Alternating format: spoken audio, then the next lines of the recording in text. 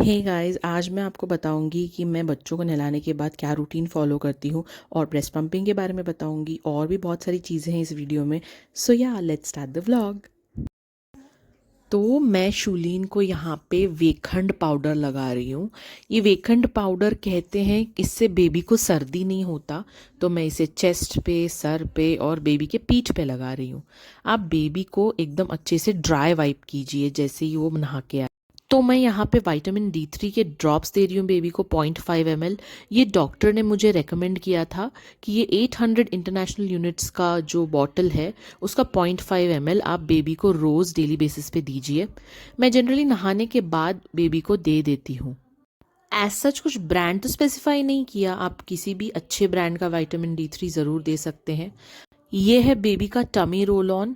इसको हम पेट में, नेवल के अराउंड लगाते हैं। इससे क्या होता है ना, बेबी को कुछ डाइजेशन इश्यूज हैं तो वो सॉल्व हो जाते हैं। ये अमेज़ॉन में इजीली मिल जाता है। इसमें दिल ऑयल, फेनल सीड्स ऐसे इंग्रेडिएंट्स होते हैं। बेबी को जितना जल्दी हो सके आपको कपड़े पहना देने चाहिए, क्योंकि बेबी को सर्दी बहुत जल्दी लग जाती है।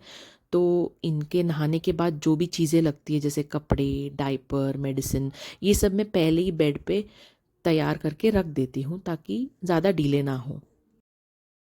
तो मेरे दूसरे बेबी के लिए मैंने ऐसे पैंट्स निकाल के रखे हुए हैं, बट इसको ज़रूरत नहीं है क्योंकि इसके शर्ट में ऑलरेडी ये फुल लेंथ शर्ट है।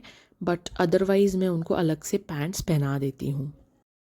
ये है बेबी क्रीम जो बेबी के स्किन को मॉइस्चराइज करके रखती है। ये मैं अपने दूसरे बेबी को लगाती हूँ अक्सर। आप देख लीजिए बेबी के स्किन के हिसाब से, ज़्यादा ड्राई स्किन है तो आप ये बेबी को लगा सकते हैं, वरना आप इस प्रोसेस को स्किप भी कर सकते हैं। अभी पहनाते हैं कैप। कैप पहनाना बहुत ज़रूरी है क्योंकि इससे बेबी के कान कवर्ड रहते हैं तो बेबी को ठंडी हवा नहीं लगती है। ये टाइनी केयर के कैप्स जो है मुझे बहुत अच्छे लगे क्योंकि इससे बेबी की ईयर कवर्ड रहते हैं और वो आसानी से निकलते नहीं हैं, वरना बाकी कैप्स के साथ मेरा उतना अच्छा एक्सपीरियंस नहीं था।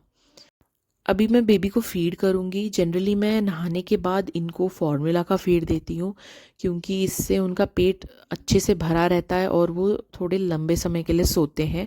उनको नहाने के बाद इमिजिएटली भूख लगती है नॉर्मली, क्योंकि शायद नहाना भी उनके लिए एक एक्सरसाइज की तरह ही है। तो हाँ, यहाँ पे शुलीन का फीड ख़त्म हो चुका है। अभी हम उसको बर्पिंग कराएंगे। तो ये है बेबी का बॉटल का लिक्विड क्लीनर। इससे मैं बेबी के बॉटल्स क्लीन करती हूँ क्योंकि स्टेरलाइज करना बेबी के बॉटल्स को काफ़ी नहीं होता।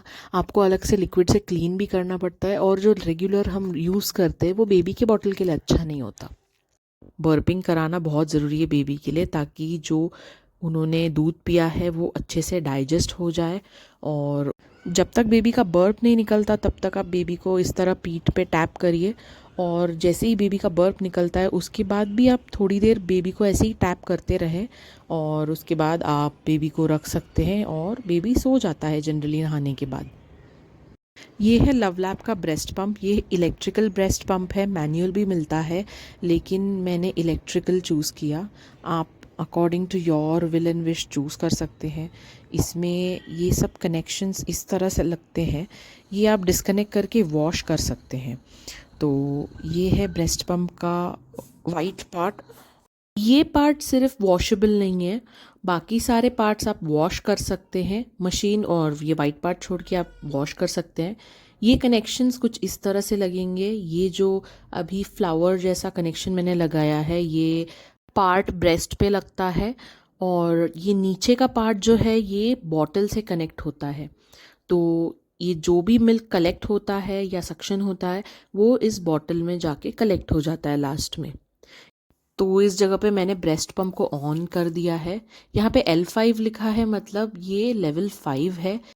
मिल्क जो है इस पार्ट में कलेक्ट होके बॉटल में इस तरह से गिर जाता है। ये बॉटल जो है ये मशीन के साथ ही फ्री मिल जाता है। ये बॉटल में ml लिखा हुआ है, कितना ml भरा हुआ है। ये बॉटल का कैपेसिटी 150 ml तक का है। यहाँ पे जो L5 लिखा हुआ है आप इसको कम ज़्यादा कर सकते हैं। ये 9 तक मैक्सिमम जाता है, 1 मिनिमम है इसका। ऑफ कोर्स आपको कैसा प्रेशर सूट करता है आप उस हिसाब से इसको सेटिंग कर सकते हैं। वैसे तो ये ऑटोमेटिक है, ये अपने आप सेट कर लेता है, पर आपको अगर कम ज़्यादा करना है तो आप मैन्युअली भी कर सकते हैं। यहाँ पे जो ऑरेंज लाइट दिख रहा है मतलब इसको चार्जिंग की ज़रूरत है। अगर इसका चार्जिंग हो चुका है तो यहाँ पे ग्रीन लाइट दिखता है। इसको मैं यहाँ पे ऑफ़ कर देती हूँ। क्योंकि मैं ब्रेस्ट पम्प ज़्यादा यूज़ नहीं करती इसीलिए मेरा चार्जिंग का ज़रूरत नहीं है। मैं आपको रेकमेंड करूँगी आप ये सब जो मटेरियल है इसको एक क्लीन प्लेट में लेके आप फिर ब्रेस्ट को पम्प कीजिए। ये तो मैंने आपको डेमोन्स्ट्रेशन पर्पज़ के लिए ऐसे रखा है। फिर ब्रेस्ट पूरा पंप होने के बाद ये निप्पल इस तरह से बंद करते हैं बॉटल के ऊपर, और बॉटल के ऊपर भी एक कैप सा लगा के रखते हैं। इसको आप ये जो मिल्क आप जो कलेक्ट करेंगे उसको आप फ्रिज में 24 आवर्स तक स्टोर कर सकते हैं और बाहर 3-4 घंटे के लिए स्टोर कर सकते हैं। आपको जब बेबी को फीड कराना होगा आप उस मिल्क को थोड़ा सा वार्म कर सकते हैं। फिर ये है ब्रेस्ट पम्प का चार्जर, इससे आप ब्रेस्ट पम्प को चार्ज कर सकते हैं। और ये है चार्जिंग स्लॉट। ये है फीडिंग गाउन, इसको पहन के आप फीड कर सकते हैं बेबी को। ये ऑनलाइन स्टोर्स में मिल जाता है। ये देखो इस तरह से आप जिप खोल के बेबी को इजीली फीड कर सकते हैं। दूसरे साइड का भी खोल के दिखा देती हूँ आपको एक बार।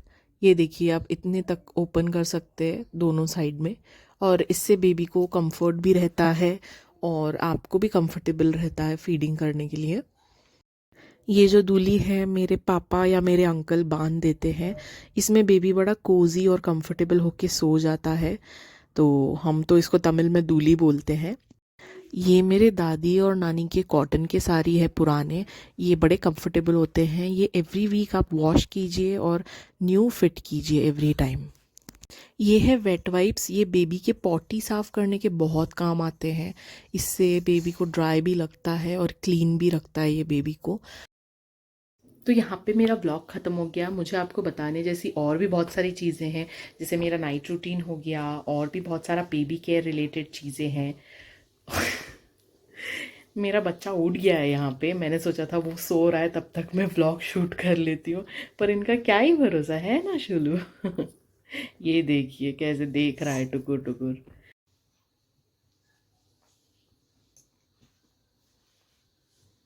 ठीक है, नेक्स्ट वीडियो तक मिलते हैं। अगर आपको ये वीडियो सब पसंद आया है तो लाइक और सब्सक्राइब ज़रूर कीजिए। Until then bye.